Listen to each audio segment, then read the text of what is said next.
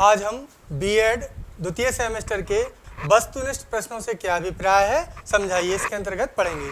तो वस्तुनिष्ठ प्रश्न, सबसे पहले हम समझते हैं वस्तुनिष्ठ प्रश्नों के प्रकारों के लिए। वस्तुनिष्ठ प्रश्नों के प्रकारों में सबसे पहला है पुनः स्मरण प्रकार के प्रश्न। इस प्रकार के प्रश्नों में हम सीखी हुई विषय वस्तु की पुनरावृत्ति या उसका पुनः स्मरण करते हैं। अब इसके अंतर्गत पहला प्रकार है साधारण पुनः स्मरण प्रकार के प्रश्न।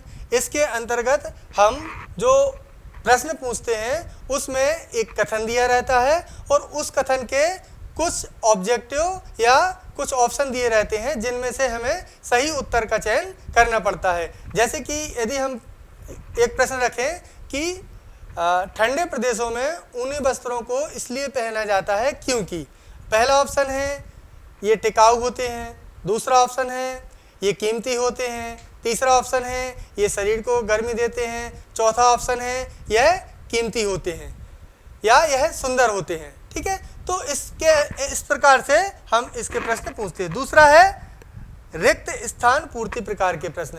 इस प्रकार का प्रश्न एक कथन के रूप में दिया रहता है तथा उस कथन में एक या अधिक खाली स्थान या रिक्त स्थान छोड़ दिए जाते हैं जिनकी पूर्ति विद्यार्थी से करने को कहा जाता है।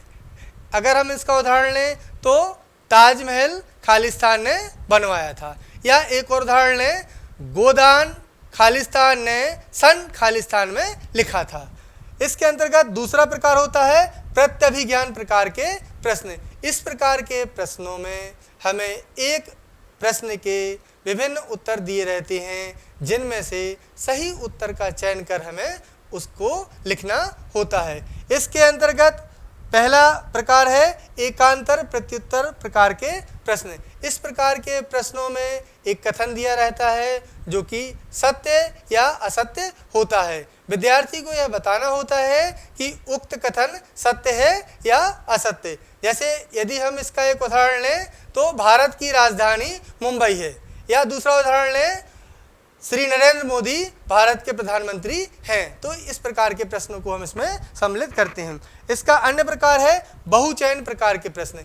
इस प्रकार के प्रश्नों में एक प्रश्न के 4 या 5 उत्तर दिए रहते हैं, उनमें से किसी एक सही उत्तर का चयन करके विद्यार्थी को बताना होता है। इस प्रकार के प्रश्नों में विद्यार्थी अनुमान नहीं लगा सकता क्योंकि एक प्रश्न के विभिन्न उत्तर दिए रहते हैं। इसके अंतर्गत पहला जो प्रकार है सरल बहुचयन प्रकार के प्रश्न।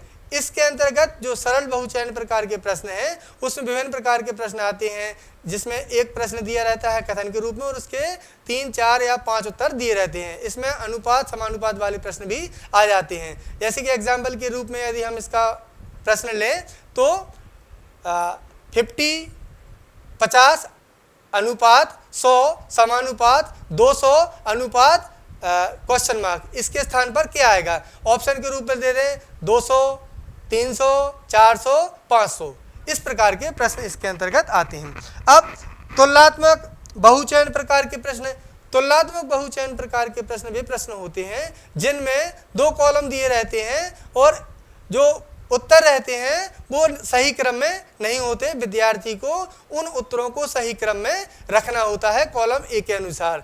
जैसे यदि हम उदाहरण के रूप में लें तो कॉलम ए में विभिन्न उपन्यास लेते हैं तथा कॉलम बी में विभिन्न उपन्यासकारों के नाम लेते हैं। कॉलम ए में आएंगे उपन्यास चंद्रकांता, गबन, तितली और परीक्षा गुरु।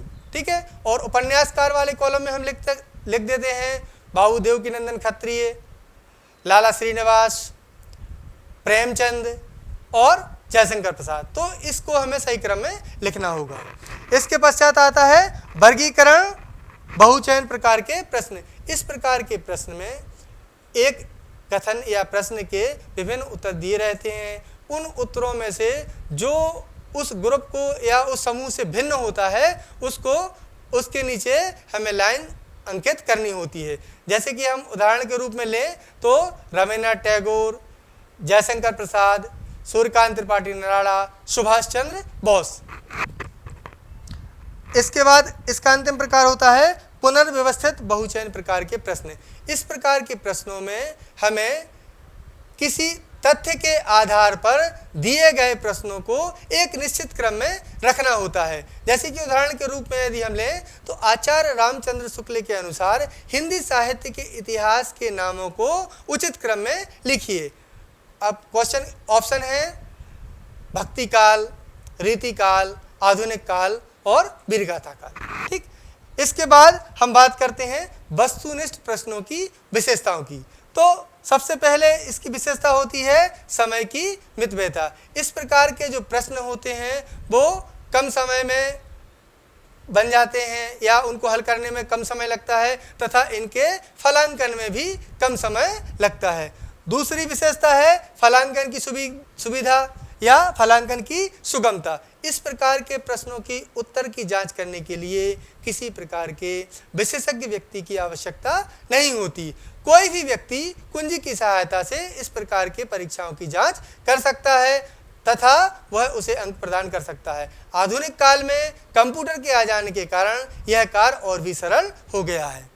इसके पश्चात है पाठ्य वस्तु की व्यापकता। चूंकि इस प्रकार के प्रश्नों में प्रश्नों की संख्या अधिक होती है, इसलिए पाठ्यक्रम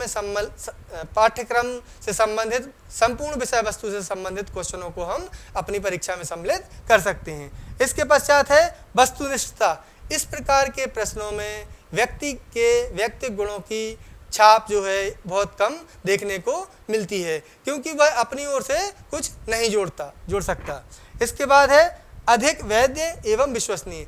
इस प्रकार के प्रश्न रहते हैं, उनके निर्माण के पूर्व उसके कुछ निर्धारित उद्देश्य होते हैं, इसलिए यह प्रश्न वैध होते हैं। इस प्रकार के प्रश्नों के अंकों की जांच यदि किसी विद्यार्थी ने कोई पेपर हल किया है और उस पेपर को हम 5 परीक्षकों से जांच कराते हैं उसकी, तो उसे समान अंक प्राप्त होंगे। अतः इस प्रकार के प्रश्न जो होते हैं वो विश्वसनीय भी होते हैं। इसके पश्चात है लिखने का कोई प्रभाव नहीं। चूंकि इस प्रकार के प्रश्नों में विद्यार्थी को बहुत कम लेखन कार्य करना होता है, इसलिए उसके लेखन कार्य का कोई विशेष प्रभाव इस प्रकार की परीक्षा पर नहीं पड़ता।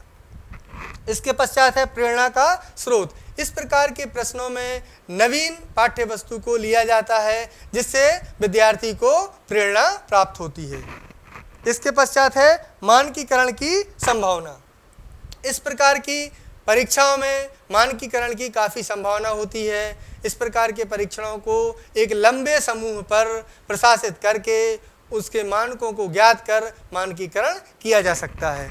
इसके पश्चात है निरर्थक सामग्री को कोई महत्व नहीं। इस प्रकार के प्रश्नों में निरर्थक सामग्री का कोई स्थान नहीं होता, चूँकि विद्यार्थी अपने से उनमें कुछ नहीं जोड़ता है। यदि आपको किसी प्रश्न का उत्तर सही आता है तो ही लिखेंगे। अगर उसके 4 ऑप्शन या 5 ऑप्शन दिए हैं तो उनमें से ही आपको चयन करना होता है। आप अपनी तरफ से उसमें कुछ भी जोड़ नहीं सकते।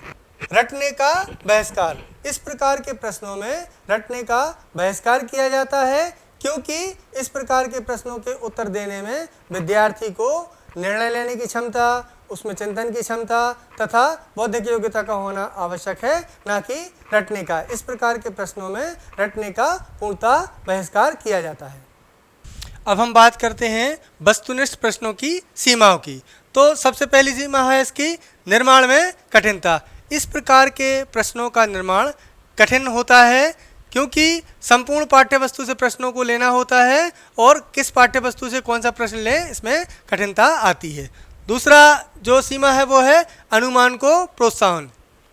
इस प्रकार के प्रश्नों में अनुमान को प्रोत्साहन मिलता है। जैसे कि उदाहरण के रूप में यदि हम लें तो यदि 2 उत्तरों वाले प्रश्नों के उत्तर में विद्यार्थी कोई पाठ्यवस्तु का अध्ययन नहीं भी करे तो भी उसके उत्तर देने में 50% सही उत्तर निकलने की संभावना होती है। अर्थात विद्यार्थी ने किसी प्रकार का अध्ययन कार्य नहीं किया है तभी भी उसको कुछ अंक प्राप्त हो सकते हैं। अतः इस प्रकार के प्रश्नों में अनुमान को प्रोत्साहन मिलता है। इसके पश्चात है विचारों एवं अभिव्यक्ति की नगण्यता। चूँकि विद्यार्थी इस प्रकार के प्रश्नों में अपने किसी प्रकार के विचारों को जोड़ने में अक्षम रहता है, अतः इस प्रकार के जो प्रश्न होते हैं उनमें विचारों की अभिव्यक्ति के लिए कोई स्थान नहीं होता। इसके पश्चात हम बात करते हैं व्यक्तित्व का अध्ययन नहीं। इस प्रकार के प्रश्नों में हम विद्यार्थी के व्यक्तित्व का अध्ययन नहीं कर सकते। उसका व्यक्तित्व क्या है, उसकी अभिरुचियां क्या हैं, उसकी अभिक्षमताएं क्या हैं, उसकी अभियोग्यताएं क्या हैं, इन सारी बातों की जानकारी हम विद्यार्थी के द्वारा लेखन कार्य के माध्यम से ही कर सकते हैं। चूँकि इस प्रकार के प्रश्नों में लेखन कार्य नहीं होता है, अर्थात हम विद्यार्थी के व्यक्तित्व का अध्ययन नहीं कर सकते। इसके पश्चात कमजोरियों को जानना कठिन। हम इन प्रश्नों के माध्यम से विद्यार्थियों की कमजोरियों को जान नहीं सकते, क्योंकि उनकी कमजोरियों को जानने के लिए हमें उनके लेखन की आवश्यकता होती है। और विद्यार्थी के प्रश्नों के सही उत्तर कभी कभी भाग्यवश भी सही हो सकते हैं। तो यदि किसी पाठ्य वस्तु विद्यार्थी को कठिन लगती है तो हो सकता है उसके ज़्यादा प्रश्न सही हो जाएं, और अगर कोई पाठ्य वस्तु सरल है लेकिन वह उनके सही उत्तर नहीं दे पाए। इसके पश्चात हम बात करते हैं अध्यापक पर अधिक कार्य का होना।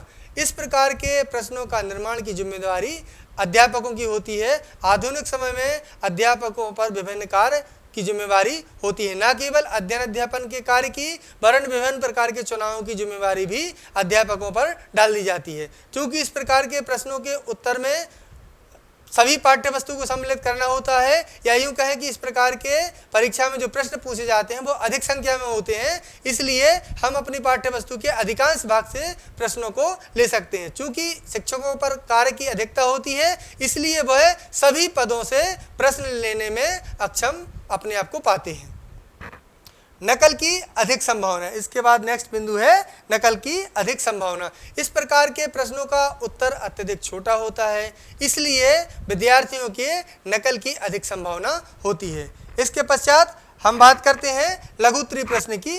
लघु उत्तरीय प्रश्नों के दो प्रकार होते हैं, एक लघु उत्तरीय प्रश्न और दूसरा अति लघु उत्तरीय प्रश्न। तो जो लघु उत्तरीय प्रश्न होता है वो निबंधात्मक प्रश्न का परिमार्जित रूप होता है। अर्थात हम यूँ कह सकते हैं कि जो निबंधात्मक प्रश्नों की विशेषताएं हैं, प्रकार हैं या सीमाएं हैं, वही लघु उत्तरीय प्रश्नों की भी होंगी।